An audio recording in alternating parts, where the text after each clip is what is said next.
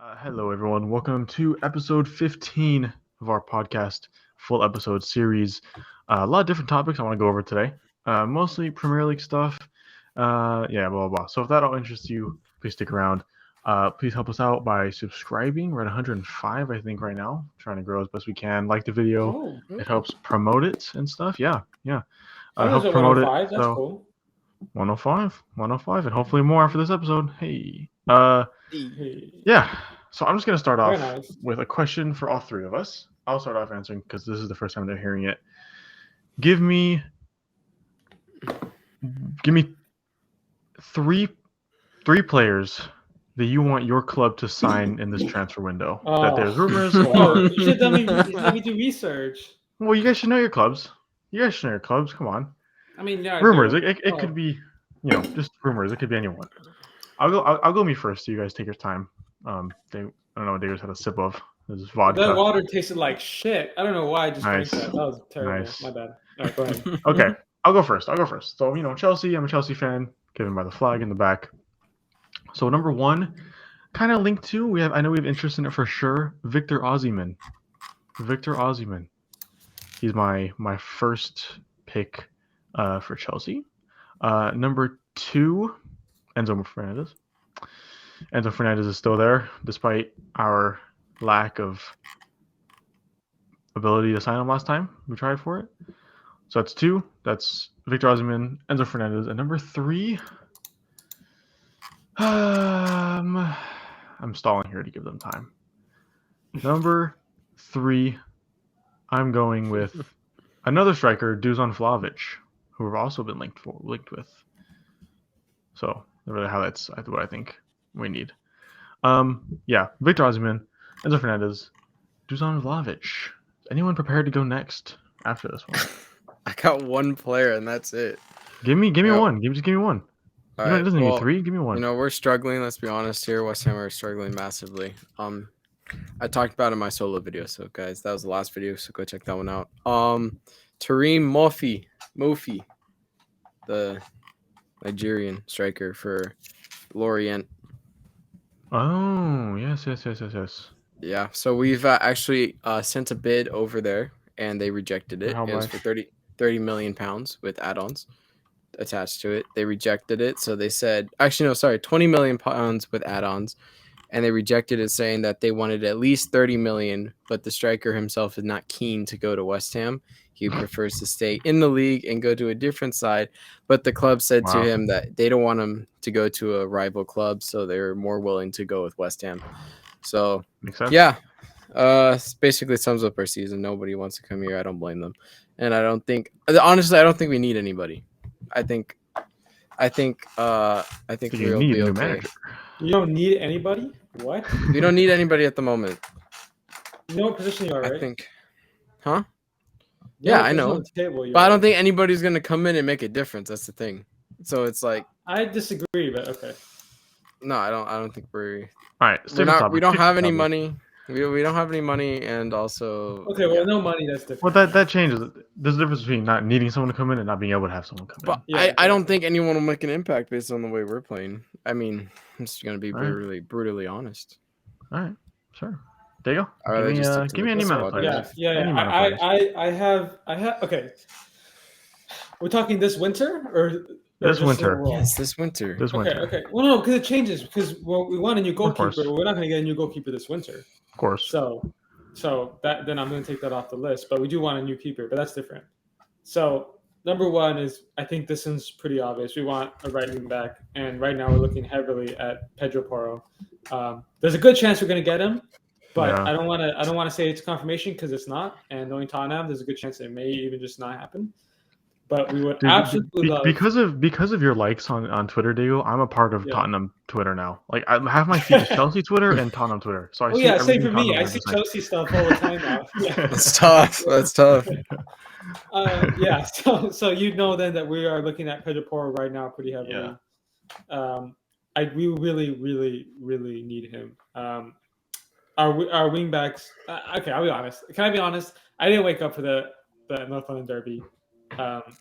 Shameful. 9:30. It was at 8:30. 8:30. Even still, Oh, it's shimmering 8:30. And I went to timbers. sleep at 4 that night.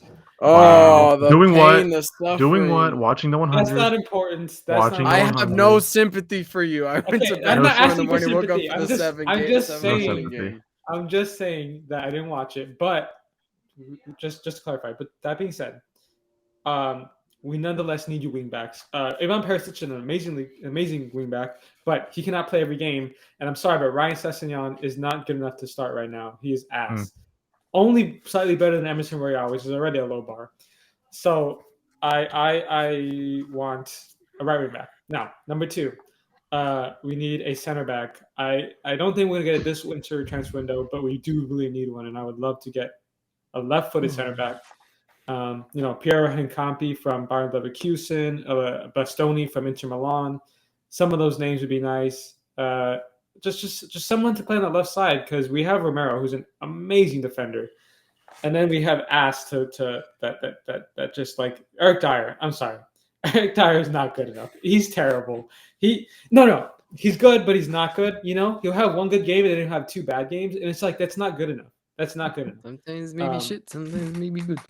Exactly. Ben Davies is a great rotation. I think he's a very solid player, but he's just not good enough. I saw one of the Tottenham Twitter tweets is that you guys haven't signed a left-footed center back in 12 years. That being Jan Vertonghen.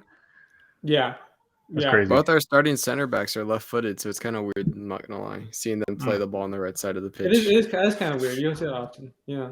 No, yeah, it's pretty stupid. Just waiting for Big Zoo to come back. Yeah, he will change that defense. Up to 17th. Come on now. Yes, sir. It's a relegation battle now, boys. 17th, I'll take it. It's been. What do you mean it's been? We've been saying this for a minute now. 17th, I'll take it at the end of the season. You got any more idea? Yeah, what was I saying? You said center back. Center back, yes. Left center back. Yeah. The third one is a attacking replacement, because Lucas Moura is no longer going to be at the club next summer, and he's injured right now. Which, by the way, I think is a little brutal for Lucas Moura. He's still a great player. Define great. What's your definition of great? Because my God, my guy's delivered for you so many times. A player that he hasn't. You're thinking of one time, which is a legendary time at Amsterdam, and I completely agree. And he'll forever be a legend for that. But that's not so many times. It's one time. I think he's still a player with quality enough to be playing for this Tottenham side consistently. You guys don't watch Lucas Moura often, and it shows. Diego doesn't either. Even weaker for the game yesterday. Shut up. Wow. That's not the point. I watch 10 times more time than you guys do. Okay, shut up. I sure hope so. Okay,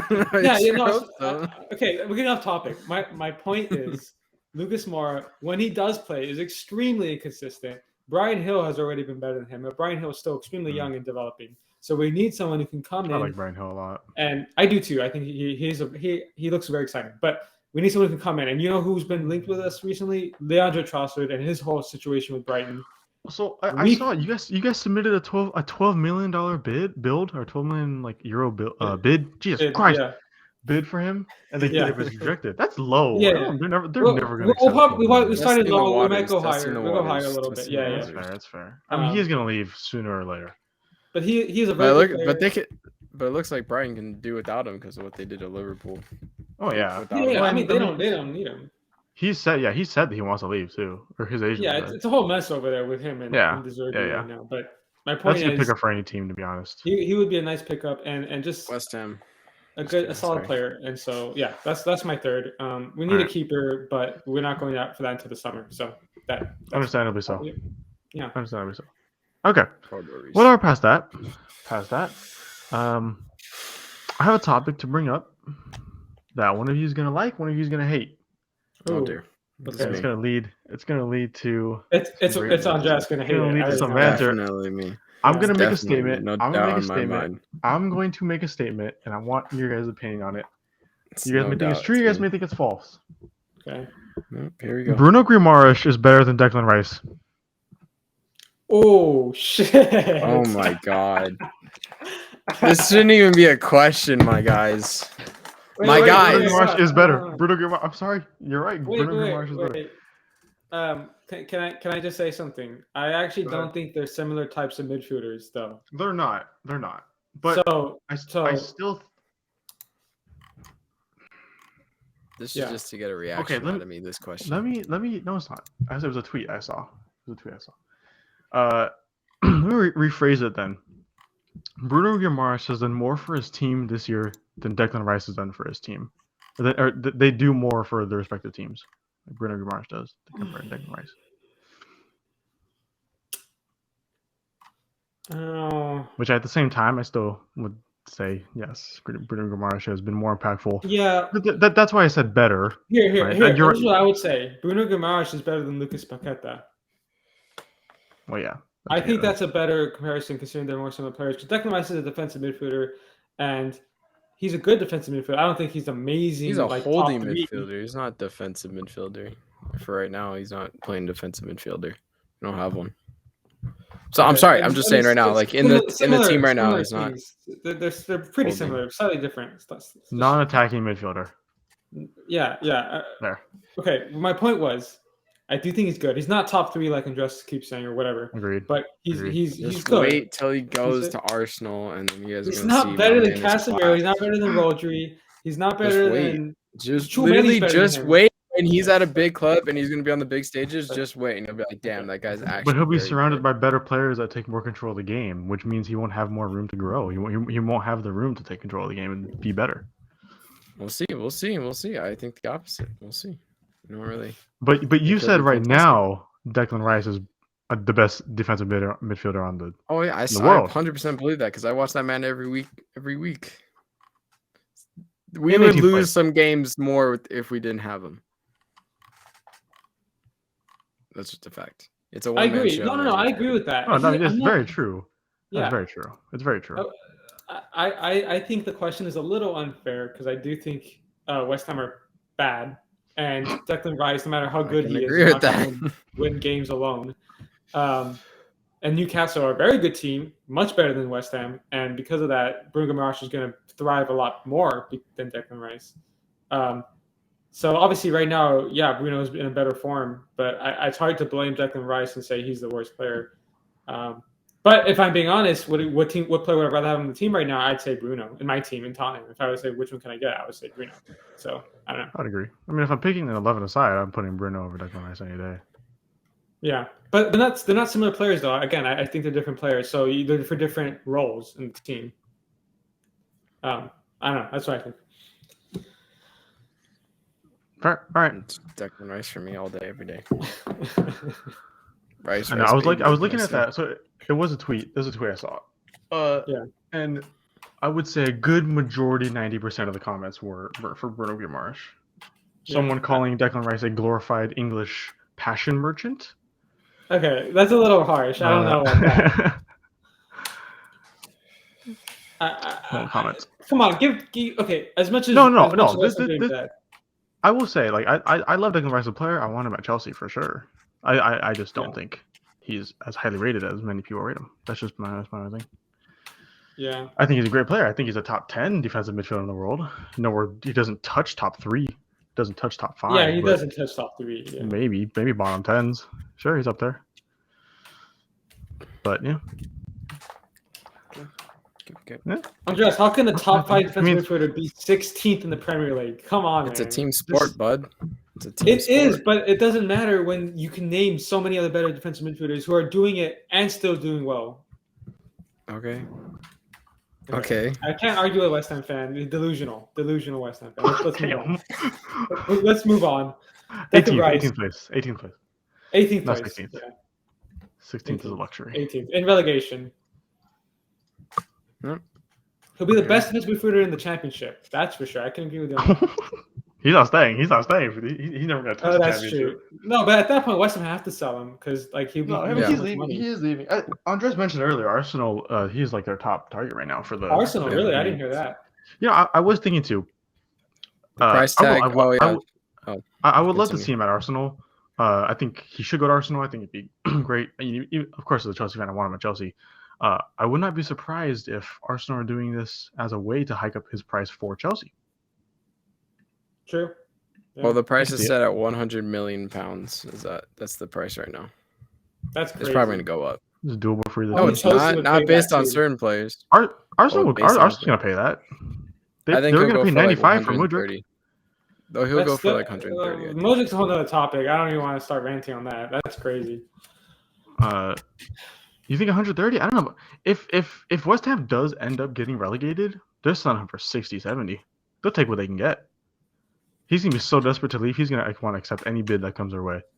Well, yeah, but he's still under contract, so technically, yeah, we will most likely will sell him, but at the same time, he doesn't have to leave. Like 60, 70. He's gonna want to though. 60, 70 is like his actual market value, and then of course the 120 is the inflation of English, young, don't want to sell, longer contract. Then you add that. Big teams interested. Yeah. I mean, I think it's gonna be a bidding war. So. I don't think it's going to be as much, to be honest. I mean, yeah, that's exactly what West Ham want, and that's even maybe what Arsenal wants. But I don't think it's going to be. It depends on the price. But if Arsenal are just going to flat out pay it, I don't think United wouldn't be in the race anymore because they have Casemiro. He's like the best defensive midfielder in the world right now. Yeah, Chelsea might be the only other team I would say that are involved in the negotiations. Depends on who they get too. Chelsea might get some other players before Declan Rice, because Declan Rice they're backpedaling on him now. So I don't know.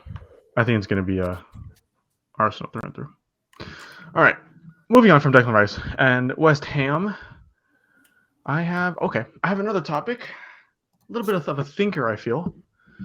So Erling Haaland, great player, scores goals, bangs goals. He makes City worse. I can already answer that question for you. Okay, the question was, has Erling Haaland actually made City worse? Yeah. He does. I can tell you that right now. Why am I here? Elaborate, Diego. Elaborate. I'm gonna agree, but go ahead. Because, sorry, I knew what you were talking about. Yeah. Just do it. Just talk. Okay, he does not contribute to build a play. Apparently, Harry Kane is superior than him. Anybody who's saying he's not can go easily off themselves. Delusional Tottenham fan. Continue. Okay, yeah. Just to see a reaction. No, it's 100% agreeable. There's 19 teams fans in the world who's gonna agree with that. Yeah, or in the league. 100%. Well, he doesn't contribute to anything besides scoring goals. And look at. Obviously, scoring goals is extremely important, but Man City is not the type of team that want a striker to just only score goals. They want them to build up. And at Dortmund, that was exactly what they wanted Haaland to do. And guess what? He thrived. Yeah. It's perfect for them. Yeah. But City, in hindsight, maybe it wasn't the best choice because, yes, they have great players to pass the ball to Haaland. But when the toughest of games, when they can't just deliver a ball to Haaland's head anytime, he needs to start helping them out. And what is he doing? Not much. And they kind of needed someone to do that, especially the way City play. We know how they play. They love that quick, intricate passing. Haaland's not that guy. Yeah. And I think he would have been better at a team that likes to counterattack is more open. Like, I don't want to say Chelsea because I don't want to go to Chelsea. Well, I was going to say, as a Chelsea fan, we almost had him, but right before City, we were very close to getting him. So mad we didn't, but he is the player that we need, and I think we're the team that he needs. Like, I think long term it would have worked out so much better because for years now, we've needed the striker that we can just work the ball forward and then just give it to him and he can shoot and score. I think Chelsea would have been a way better fit. Yeah, the City. I mean, is it a? It does say something when City have been the dominant force in the league, and then the year he comes, they're in second place. Yeah, not like Arsenal have also been very good. We know that they only have 1 loss and 2 draws. Like Arsenal have been very good, but City have 3 losses through 18 and 3 draws through 18. Like that should be a little bit better. Agreed. But yeah, so yeah, I think we're all in agreement there. I mean, I think it's harsh. I'll play devil's advocate. They brought him in to score goals because they were struggling to score goals in the first place because they didn't. They weren't struggling to score goals. They weren't. Yeah, I mean, that's the thing. Yeah, that's kind of like they didn't have a true number 9 though. They had Gabriel. That's not the same as struggling to score goals though. They scored the most goals in the league the past 3 seasons probably. Last year they did, by 5. They had 99 goals last year. Year before they had the highest wanted a number 9, so they brought in a number 9 and he's scoring goals. He's doing what he's getting paid to do. And yes, yes, he's not playing the way they need to. But some strikers, that's just the way there is. They play one way, they have a bad game because the play style isn't suiting them. That's what happens to the. Well, that's the thing though. Is I mean, like City do need the number 9, of course. It's just that, and they have every right to bring one in. It's just that was Haaland the right person? I definitely agree. Like it is their fault that he doesn't suit the play style. Like they scouted him. They know what he brings. It's not their fault that it's like, I wouldn't say it's harsh in any way because they know what they got in him. Yeah. I'm surprised I also want to say. Go ahead. Sorry. No, go ahead, Elijah. I thought you were done. My bad. Go ahead. Oh, I was also gonna say another reason City bought him too could have been so all the teams didn't. I mean, City buys him, so Chelsea don't. Like that's definitely a factor in there because if he goes to Chelsea are a much different team, and even having just also because Chelsea just beat City in the Champions League final, they don't want Chelsea to get even stronger with Erling Haaland. So let's swoop in and get him, and let's hope he provides what we need him to provide. Maybe he's not. I mean, he's scoring the goals, but maybe he's not giving them what they need exactly. I do want to add to. I've been reading this. I forgot who I read this from. Some like article, and if we're looking back to the City, in my opinion, the best Manchester City that we've seen in the past 5-6 years, which is quite a high bar because there's been a lot of good Manchester City seasons. But the best one was the Centurions with the front three of Aguero, Sané, and Sterling, and it wasn't just the striker. Like I do think Haaland can still be a success and still be good for them. But the wingers at City right now, in my opinion, are arguably the worst spot on their team. They have they lost Raheem Sterling to Chelsea. Sané's been gone for a while. Bernardo Silva became a midfielder. So we have Jack Grealish, Riyad Mahrez, and Foden admittedly is good, but he can't play every game. I don't think those wingers are what they need right now. I think they're slow. They're very similar. Grealish and Mahrez are very similar in their play style. And I think, honestly, if you put Haaland with that Sterling and Sané duo, I think it becomes all of a sudden an amazing team because they're the ones that create on the sides. They're the ones that have the pace, and they can tap into Haaland, who just finishes everything that comes his way. I personally think the bigger problem is their wingers. I do think that is the bigger problem rather than the striker. I think it's fair. But that's me. That's my opinion. It's a fair assessment. And I'm not gonna discredit Andres either too, because I think Andres made some good points as well. No, I agree. Yeah. And overall, I think to me, it's it's City's fault. Like I said, they scouted the player. They know what they need up top. But yeah, I mean, I don't want to say 50-50, but it could be half. It's half buying them so no one else gets them, and then having to use them, and just lack of, I don't know, thought behind it per se. And I think Andres made a good point that they did want a striker. That was their plan last summer. And who's better than the most prolific striker of modern, right now? Who's better than Haaland? No one. So of course you're going to go for Haaland. There's no other option. So if you can, you will. Right? Yeah, exactly. With Haaland's a once in a generation kind of player. Yeah. So yeah. I think he will work out. It's just as of right now, they need to somehow figure out a way to fit him into the system that works for everybody. I think over time too. I mean, Haaland's young; he'll develop into it. Yeah. Maybe, hopefully. But you never know. Maybe he doesn't. Maybe this is a problem for another year or two, and then he just has to leave and go somewhere else. I will say, City. I haven't really looked at the table too much recently, but second place City's 39 points, Newcastle and United at third and fourth with 38 points. City are 2 points away from fifth here. Didn't realize it was that close. 6 points off fifth, which is Tottenham. But Diego knew that. I'm going. So we highlighted West Ham the last episode. I do want to highlight Tottenham a little bit because being on Tottenham Twitter unwillingly, I have seen a lot of the complaints. That's why I don't follow you guys on Twitter. I do have wasn't ex-West Ham United employee. That's where I get on my West Ham news. It's a very valid source. Yeah, it is. So I want to talk about Tottenham a little bit. I want to hear Diego's thoughts on it because we know everything's happening. I'm hearing shouts such as Tuchel in, Conte out. I'm hearing. What do we think of Tottenham? Shit. Yep. Watch yourself.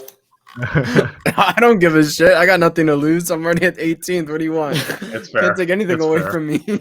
It's fair. I'm a dangerous man. I got nothing to lose. That's true. Yeah, all these kind of shouts. They got a lot of complaints, especially after Tottenham's lost today, yesterday in the North London Derby. Hard one to take, it seems, for a lot of Tottenham fans, which was a controversy in itself, but we can discuss that later. That guy was an idiot. He does not represent the entire fan base. You never attack a player. I saw the video of someone who was like sitting behind him, and he literally just like walks over the posts or whatever and kicks them and then runs away and like puts his mask on and hood on and runs away. Yeah. But the thing is that the mask fell off as he was running up the stairs, so the guy has a full video of his face. It was kind of stupid. Yeah, anyway, that guy's an idiot. No matter how heated you get in a rivalry, you don't attack the players. Like, come on, chill out, people. It's a game. It's a game. Literally, relax. end of the game. At the end of the day, it's a game. It's a sport. Violence is not necessary in any way, shape, or form. Yeah. Okay. And that's coming from a Chelsea fan. That's coming from Chelsea. So Dig, I want your thoughts. Like I said, we've had talk about what Chelsea needs to do. We've had talks about what West Ham needs to do. But Tottenham have been in that weird place, I feel, where they've been like succeeding this season, but now it's getting to a point where we got to talk about what needs to change. So give me your thoughts, Dale. I think number one, always has been for the past I don't know how many years now since they took over. Daniel Levy and Enoch need to leave. There have been rumors of a Qatar takeover recently, and as much as I make fun of Chelsea being an oil club, I will shamelessly accept that money every day. I was going to get to that, Dave. I was going to get to that. I'll bring it back. Go ahead. Every day I would take $1 billion. I don't care. Come at me. I'm fine with that. Human rights could get out the window. Okay. Don't hold that. Don't hold that one. No. Hold that energy, Diego. I just want to just get that in your mind. Okay, hold that energy. Yeah. Okay. Right. So basically, that's a semi joke. I mean, like, I don't really care if the new owners. No. Wait, let me semi joke. No, I meant about Qatar taking over. Obviously, human rights are important. We're not Qatar. So let's make that straight. So, what was I saying? Right. I just want a new owner. They don't have to be freaking rich. They don't have to be loaded. They don't have to be the new Abramovich. I just want new owners because the ones we have right now, they have made far too many mistakes far too often. We have too many players. Elijah can agree with this. Too many players for Chelsea. I mean, too many players that shouldn't be here anymore. They should have been gone 2 years ago, but they're still here making a living at this club that should be so much better than what it is now. We have an amazing manager who is elite, and we're giving him crappy players and deadwood and a few stars to try to make a good team. And he overachieved last season, by the way, completely overachieved with a worse team.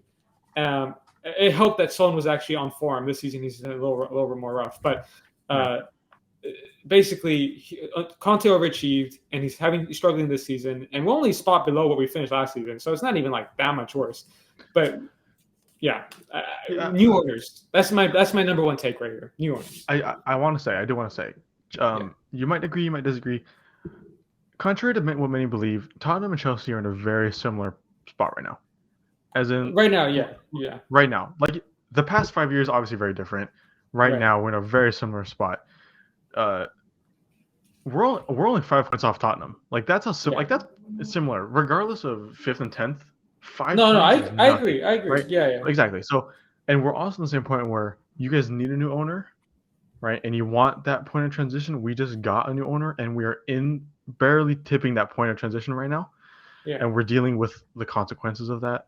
And like you said, we both teams are living in the past of the past 2 or 3 years. We need to move on. Both teams need an overhaul, essentially. The only difference, I'd say, is regardless of spot right now, I think Chelsea are in a much better right now. Chelsea are in a much better spot to accomplish that in the next 5 years than compared to Tottenham. And the only way Tottenham's going to change that is new owners.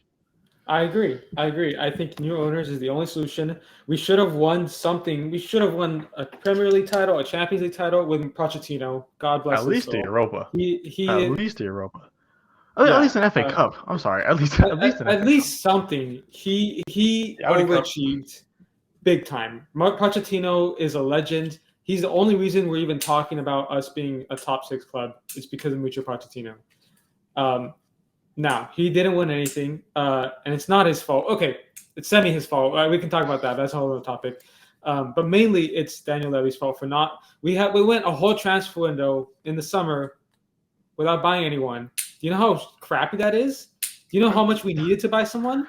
Yeah. We needed it badly, and we still somehow got to the Champions League final. Pochettino was magic, and we let him walk. We let him walk because we're stupid. And Levy wouldn't pay the money for a player to upgrade the team or two. And I can keep ranting, but that's my point. You think of the big 6, right? Yeah. You think of the big 6. As much as we hate to admit it, I don't. But as much as other people hate to admit it, you have to spend to win. That's just what it is now. Absolutely. That's regardless of how good your academy is these days, it's not going to get you to that point. Unless you have the Ronaldinho, Neymar, Messi, Ronaldo regens coming through. You have to spend big. And Tottenham, honestly, out of the big 6, Tottenham are the team I'd put in last place in regards to that.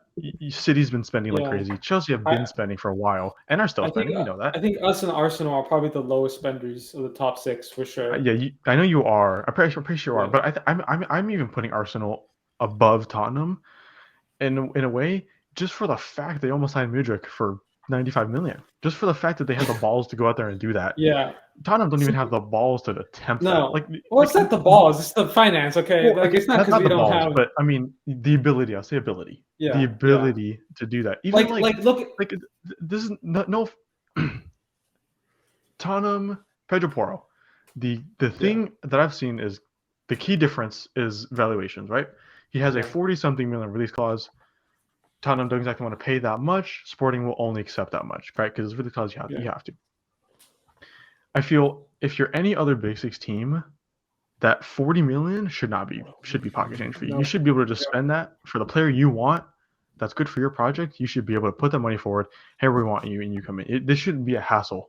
You shouldn't have to worry about 5-10 million like that. That's the thing. I don't even know why we don't. I don't know if it's because we're low on funds right now. I don't know if it's because our manager. It's probably a mixture, but our owner is very strict on money. I don't know if it's because the stadium that we built a few years ago is still it's probably still costing us a lot of money, but we also make a lot of money from it because of its capacity and all that, But I agree. I think his perspective, and I think Andres can agree with me, although they've been spending more money recently. But when you look at the big 6 teams, I see Chelsea. They spend 900 million on Mudryk. They are willing to spend another 60, 80, 100 million on another player. We wouldn't even dream of spending above 80 million on a player. We wouldn't even dream of that. That's not even a thought. Like our most expensive transfer was Ndombele for 65 million, and look how that turned out. So that's going to stop us from spending any money. So my point is, we wouldn't even dream of spending anything above 70 million, and yet you guys go out here and can do it 2 times a window. It's unfair. It's unfair, but that's the game. That's the game, and so we have to play it. But the way we've been playing it is crap. At least Newcastle have done it smartly. At least Arsenal have done it smartly. We have not, and that's costing us right now. And we have an elite manager. We have some amazing players. We have Harry Kane, who is a generational player. He's an extremely, extremely good player. Yeah. And yet we are laundering down in 5th because we did not invest in the right players. And this should have been invested in 5-6 years ago when we had Pochettino. And we're paying the price every season, every time. The fact that we were in a Champions League final, or that we were finished second in the Premier League that one season that Chelsea barely beat us to it, was all because Pochettino and his magic. And now we're suffering. So there you go. There's the life of a miserable Spurs fan every season. The horror. The horrors. I know. Of life. So my thing is, okay, Tottenham lose out on the title in 15-16 season to Leicester City, who, unfortunately for Spurs, Leicester City had a once in a club's lifetime season and won the title, right? That too. Chelsea, like you said, Chelsea were the reason they didn't win the title, which I'm very proud of. But no, not that one. No, not even that season. The season we finished second to you guys. The season after that. What? Oh, 16-17. Yes. Yeah. So my thing is, right, you're Tottenham. You finished second 2 seasons in a row. Barely one season by 7 points the next season, but it's still second. You're 8 points above third, right? So it's still a great season. Who in their right mind, which owner in the right mind isn't sitting there and it's like, okay, what do we need to do to go from second to first? Like that. That's a great question, Elijah. It's obviously That's a great question. It's obviously spending money. Like as shameful as it is, you can bring in a new manager, you can bring in a new front office, you can bring in new physios, whatever. At that point, you're a top level club. You're second best in the league 2 years in a row. You spend money. And you know what we do? You know what we do? We don't sign anyone. They buy a new stadium. You build a new stadium. Well, no, that's fine, but it's just no. The thing is, we didn't even sign anyone before we bought that new stadium. That's the. And maybe they were like, oh, I don't know. I'm going over the same topics. My point is, we just didn't invest in the right time, and now look at where we are. Yeah, I mean, like after that season, like I'm gonna point out the placements after that season. We know, but you finished second in 15, 16, 17. 17, 18, you finished third. The year after, you finished fourth. The year after that, you finished sixth. The year after that, you finished seventh. 4 years in a row, you go down, down, down, down. Again, which owner in the right mind isn't sitting there? It's like, what do we need to do to change this? Why is it just Tottenham? Why is Daniel Levy?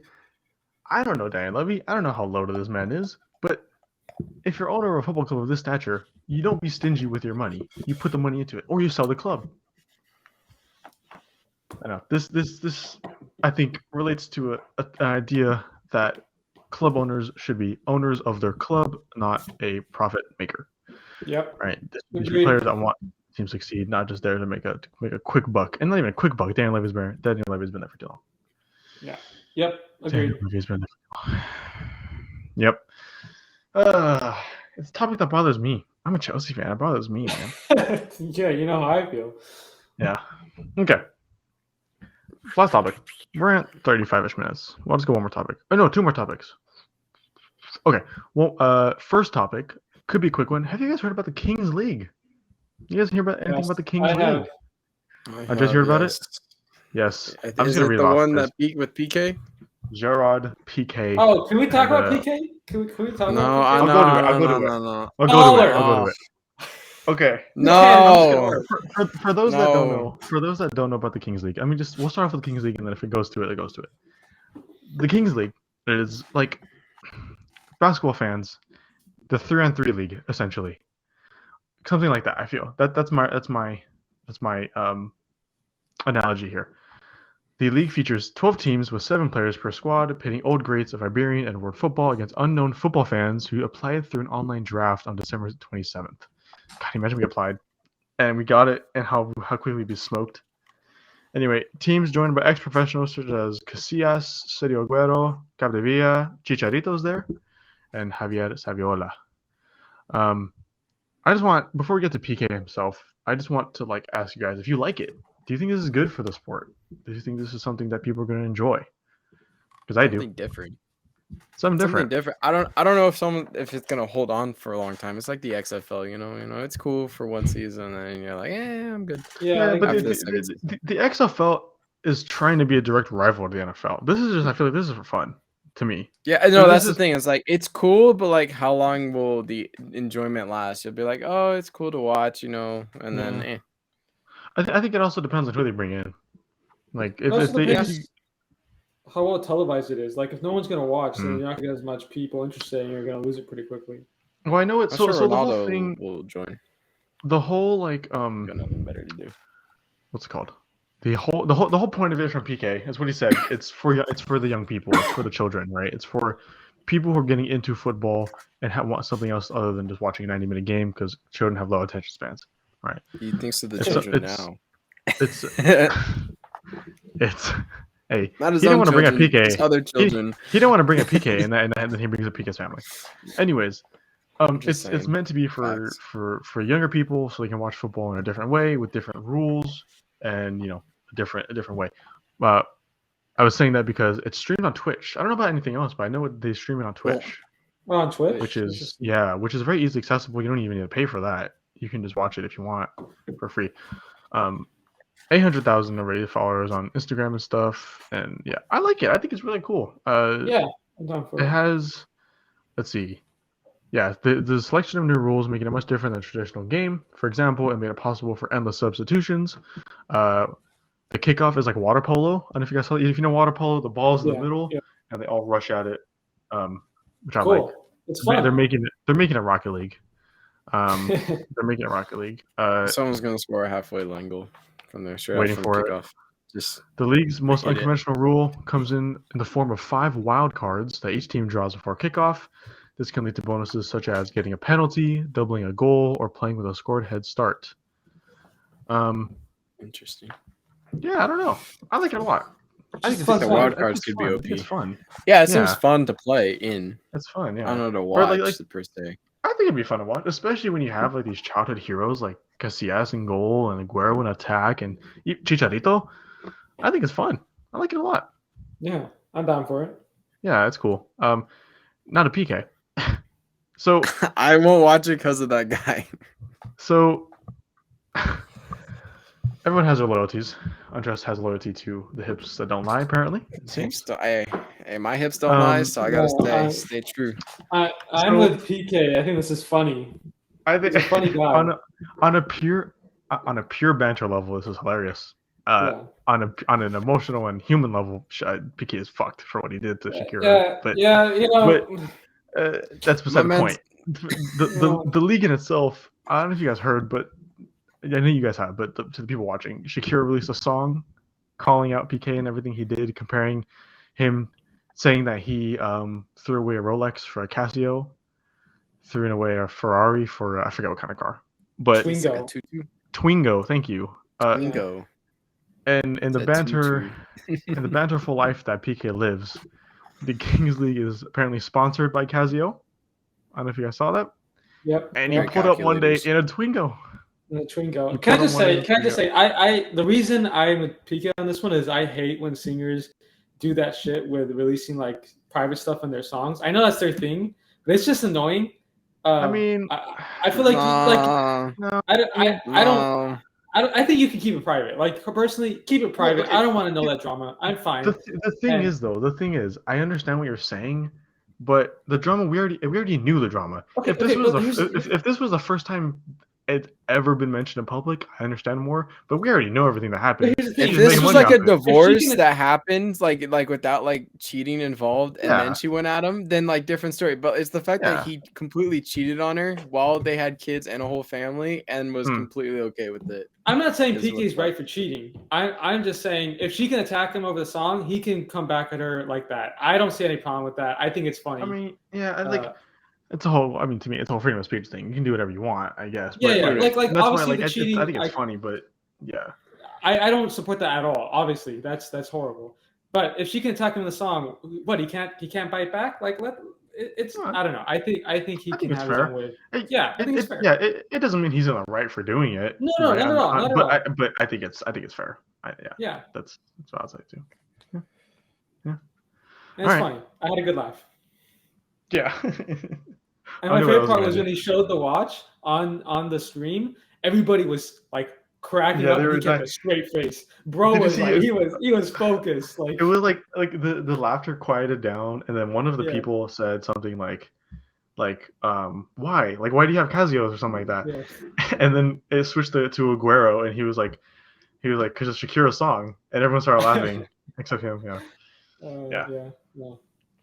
I mean. Yeah, I guess don't cheat, but no, of course not. It's wrong. There's no buts. Just don't cheat. That's the don't cheat. There's no ifs, ands, or buts. There's just don't cheat. Yeah, but that was funny. If you have family, it's still not acceptable even if you do. But don't cheat. Yeah, you do not condone cheating on this channel of any kind. Never have, never will. All right, 40 minutes in. We'll end with one more topic. Shakhtar Donetsk selling Mudryk for $100 million to Chelsea Football Club. Let's go. Overpriced, baby. I just want to say. I said, give me that money. We're all friends here. If this gets heated at all, I understand. I want everyone to listen to each other. Are you going to defend it? Are you going to defend it? I'm not going to fully defend it, but you'll see what I'm going to say. You'll see what I'm going to say. My man's worth like $30 million. Okay. You'll see what I'm going to say. Go ahead. 40 mil tops. 40 mil top. Andres, you go first. I'll let you go. Sorry. Not proven. Played in a decent league, not great league, wasn't Serie A level, but he's decent league, always in the Champions League, always get knocked out in the group stage though. Not proven. I haven't heard anything spectacular about him. Of course, Chelsea fans will make those reels of him doing amazing skills and tricks. And I'm just saying, Lucas Paqueta played great for Lyon, came over, highest transfer. And, I saw the reels, I got hyped, and then he hasn't really done a whole lot since he came. But, I think he's overhyped, also way overpaid for, but, Chelsea loves overpaying for players. But, I think bad business on their end. I would have been firm with my money and would have been like, look, I'm only going to pay you 40 million. That's it. But yeah. Well, now that they paid 100 million, then I see Declan Rice going for 150 with this influx of 60 million pounds. So, if he can go for 100 million and he's not proven, but Declan Rice is proven in the Prem, then Declan Rice can go for 150. So that's what I get from this. I don't know about the Declan Rice part. That's sure. I understand where you're coming from, but I don't know, man. Like, is he good? Yes, he has 7 goals and 7 assists, and 14 matches, 12. 13 matches, and 12 matches in the Ukrainian. So put some respect on it. 12 matches, all right. Very, very good numbers. Again, just the Ukrainian league. Fred was good in the Ukrainian league, and look where he is now. He's okay. So my point is, the Ukrainian league is, you got to get context. Yes, it's impressive, and yes, could he play at a higher level? Absolutely. Could he still be good? Absolutely. Is he worth 100 million? Never in a million years. But that is what Chelsea do. I would rather spend 100 million on Enzo Fernandez, considering what we saw from him at the World Cup, than Mudryk, who who's done well. Yes, he's done well in the Champions League as well. But come on, we've seen so many players do this so many times. He's not any different. We've seen so many talented wingers and forwards do well in their own respective leagues, and then they move to a higher one. And guess what? They take a while to get used to it. They struggle. Some succeed. A lot don't. And you're going to spend 100 million on someone you can't even guarantee is going to do that? Like, I'm sorry. I know you guys are looking for a fresh start up front. I know you guys are looking for some exciting talent up front, and I get that. But there were so many better players for so much cheaper, and hoping that this guy comes good to become the next Hazard or whatever is a little hopeful. In my book. Also, I just want to say, sorry. Continue. I'll say it. No. That's basically it. I think it's a little risky. Oh no, it's very risky, and I really don't like that Chelsea like to do this. But hey, it's Chelsea. Go ahead. I was gonna say, my God, when everyone's back from injury, I don't know who's gonna play as a winger because they all should be starting to a respective club, right? So you got Sterling gonna come back, you got Pulisic coming back. I don't know who's going to start because, you spend 100 million. So you think the guy who's cost you 100 million pounds is going to start, right? But at the same time, you have players who probably deserve to start who are going to get upset when they don't play. Yeah. And so it's just very weird. And also, we're probably going to make a video a couple months from now saying, is he a bust or not? Or do we need to give him more time? Something like that. I guarantee you it's going to happen. Or we're going to say in a future video, his price tag gave him too much hype. It wasn't fair to him. So it's also kind of weird considering that Chelsea kind of thinking of buying Joao Felix after spending this much money on Mudryk, and they still need a striker. It's just like they have a whole mess up front. Like, come on, you gotta get a plan going, stick with it. Like, there's a lot going on here. All right, okay. Hold on. No. I want to say one thing. Chelsea or me, when I have $300 million to spend in FIFA career mode, and I just buy all the best wingers in the world. That's what I do. All right. Hey, if you got it, why not? No. So okay. Yeah. Well, if you got it, might as well buy a striker, Mud. Here we go. Not a winger. Here we go. Might as well not be in the relegation zone. All right, let's go. So I will say nothing affects me now. These are my responses to it, okay? And you're still totally valid because I think if any other team buys him, I would be saying the same thing, right? 100%.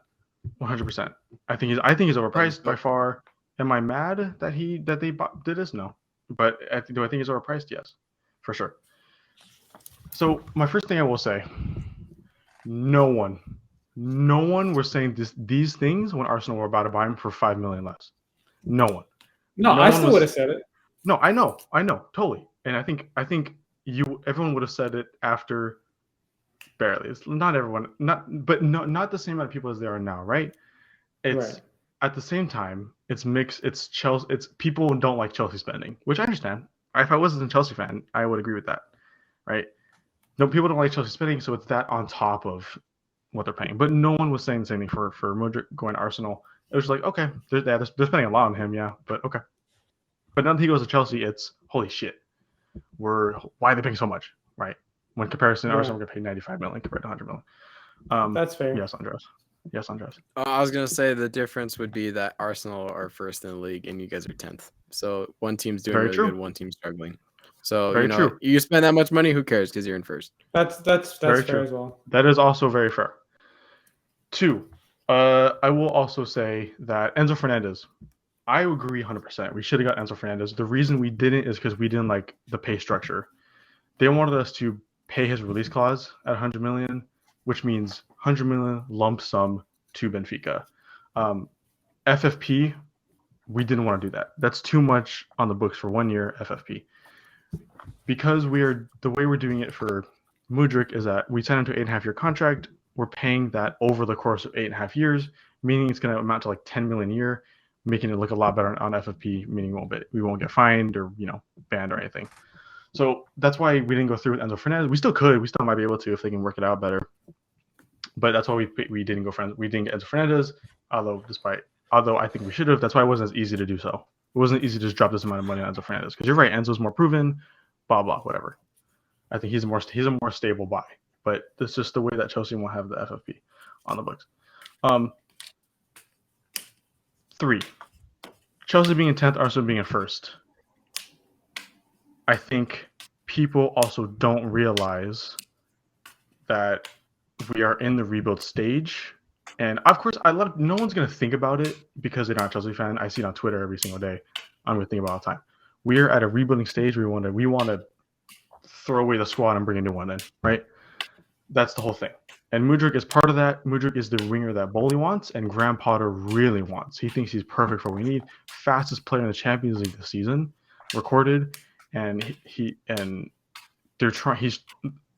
a side note, he's training to get 40 kilometers an hour, which would be really high.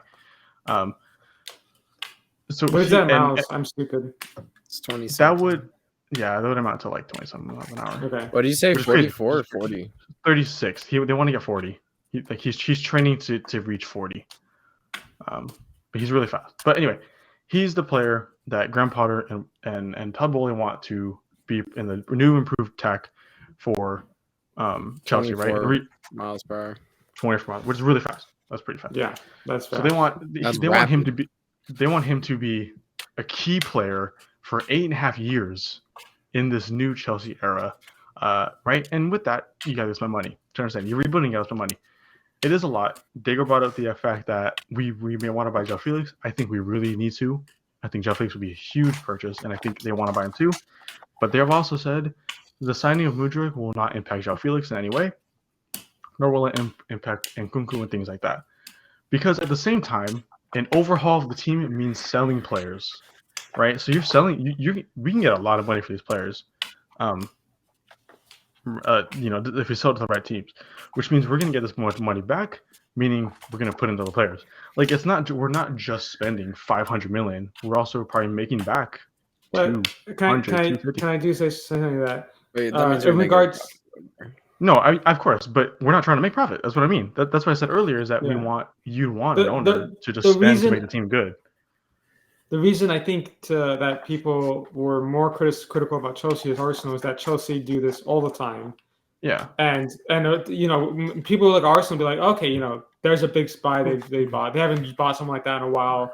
There's a big buy. Chelsea, they bought Sterling for 60 million. Then they bought Lukaku before that for 100 something. Yeah. I don't remember how much they bought Kai Havertz for, but they bought him for a lot. My point is, you guys do this every window, so I understand why people react this way. Even if I get why it annoys you, but I understand why people react because you guys do this. This is what you do, 100%. And I keep saying, if I was a fan of another team, I would be a little pissed off by it too. Understandably so, right? Because yes, we do spend the money a lot. That's our thing. That's why we're good. We spend the money on the best players that we can get, and we try to build a team around that. and it's going to piss people off 100%. 100%. But at the same time, you can't expect Chelsea fans to be quiet about it and just be like, yeah, well, sorry. Right? Which is why I have my responses, and I think it's legal. We can do it, right? That's why I said the whole pay structure thing for Mudryk is because we can FFP. do it. I'm questioning FFP once in a while. I'm not gonna lie, but of course, naturally. But like I said, like the Mudryk thing, right? It's not 100 million on the books. It's 10 million every year for the next 8 years. Like that makes it look a lot better, which is why we can do it. And again, like if you got it, do it. We're in the era of spending, right? We have the money, and that's our thing. And Abramovich and Boli signed an agreement saying that Boli has to spend a certain amount of money to keep this team afloat. Because that's how the team runs. That's how the biggest teams in football are run now. And so Abramovich wanted to keep Chelsea at the highest level. Boli's going to keep it at the highest level, which comes with spending money. And like Andres said, we probably won't make a profit. I think like 2 years ago, 2 or 3 years ago, we had spent a crap ton of money on players, but we still made a profit in sales of players. And that's Chelsea's thing, right? We've been loan army. We send the players out, blah, blah, resell them, whatever. And we make a lot of money back regardless.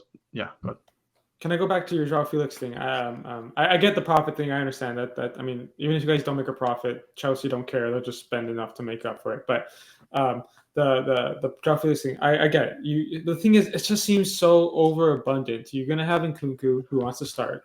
You're gonna have João Felix who wants to start. You're gonna have Mudryk, which if you're spending 100 million, you're gonna start him. You just bought Sterling, which you want to start him. You haven't bought a striker yet, permanent striker, so you still need to buy that.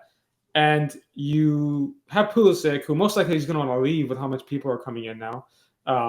And he won't stay for a lot. So that's where. So yeah, definitely right. Abundance of players, but at the same time, think about the players leaving, right? Mount. And when I say overhaul, I mean overhaul. Pulisic can leave. We could probably get 40 million out of him. Easily. Newcastle pay 40 million. Look at the rumors. Newcastle pay 40 million. Yeah. Easy. Yeah. He's a great player when he's playing this position. Everyone knows that. We could sell Ziyech. I don't want to sell him. I think he's really good. We could sell Ziyech. That's another weird guy. We are looking at offers for Raheem Sterling if anyone wants to pay him. If not, we'll implement him in the team. Right? We even though we just got him, they are looking at offers for him. Kai Havertz. Apparently Bayern Munich are trying really hard to sign him right now. At least for the summer. We could sell him to Bayern Munich. That is the bulk of the attack gone. And then you think about Mudryk isn't, even this season, like he's going to need to take a little bit to get acclimated to the league, right? And it's not smart to start him every game. Regardless of how much you spend for him, you're not going to start him every game. That's just stupid. You can't do that. So we're not going to. Giving Nkunku starting time. João Felix is probably going to start a lot. We will sign a striker, right? You think about, you have a striker in the middle. You have Nkunku who likes the left side. You have João Felix who could play on the right side. You have, or who could play a central role, and Mudryk goes on the right side. Like these players can be interchanged around. And I understand what you mean totally, because I think it is overabundant. But at the same time, these players know what they're doing coming in because we've told them what to expect of it, and they still want to come in. Which means, and I know there's a plan. Graham Potter has a plan for it all. These players are going to get the playing time they deserve. Blah blah blah. If they're not informed, they're not going to get playing time.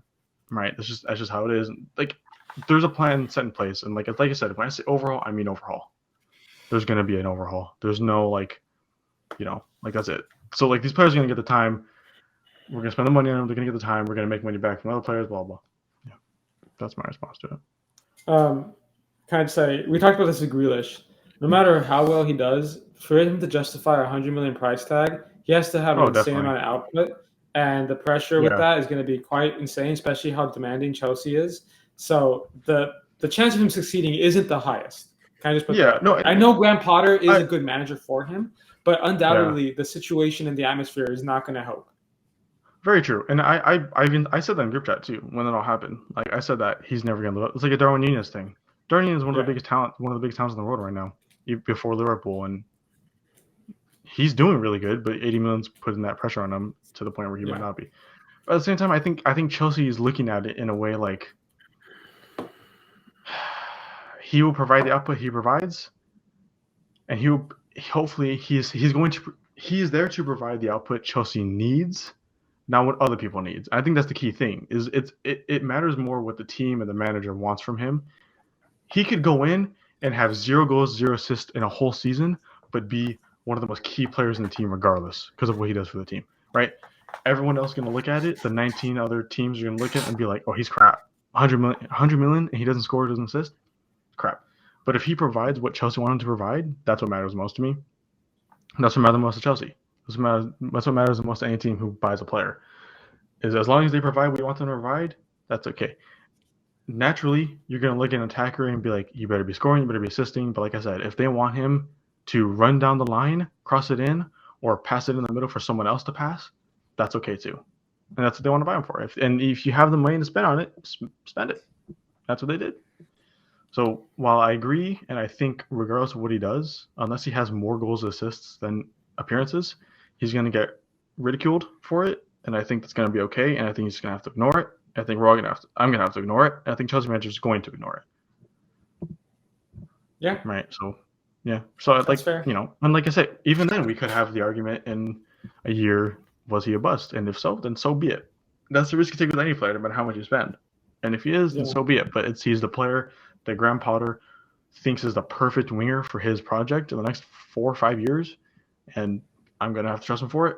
And I know no one else, other teams' fans won't because they don't watch or care. But yeah, so that's why I'm not worried about it. Yeah. I do think there needs to be. I kind of hope there is somehow in the future a way to balance out spending amongst clubs, because, and this is not a jab at Chelsea because they're not the only ones who do it. Many other teams do it. No, I'd agree for sure. And it's just there's far too many ways for a team with a lot of money to get themselves out of a situation. If, like, let's, for example, if Tottenham bought Lukaku and he flopped that badly, we would suffer for years because of how much money we spent on him and he didn't work out. Chelsea, he flops and he gets loaned out. And again, I don't want to just target Chelsea. This is not an attack at Chelsea because this is just the only example that comes to my head right now. But they can just get rid of him and bring a new replacement, which is insane. As a Tottenham fan, that would never happen to my club. So what I'm saying is, I just want there to be maybe some more reformed spending things, because it just seems a little crazy that certain clubs can spend as much money as they want and almost never. I know Chelsea are technically feeling the punishment right now, but almost never have to. Like they can go buy a new player to replace their spot. When certain clubs that we have to we have to be a lot more careful with our spending. It can seem a little like I don't want to say unfair because I know it's been like this for almost the history of football. But we're getting to a point where so much money is being thrown around that we might need a bit more restriction on spending. And I feel like FFP is a little too loose. Yeah, loose. Yeah, but that's another topic. The only thing with that, as I'd say, is like I totally agree because I'm like a football fan more first, Chelsea fan second, right? But the only way it's ever going to happen is you need every single league agreement in the world. No. Here's the thing. But I don't think it should be every single league. No, but I know, but each should come up with their own. But what I mean though is that every single league in the world needs to have a cap.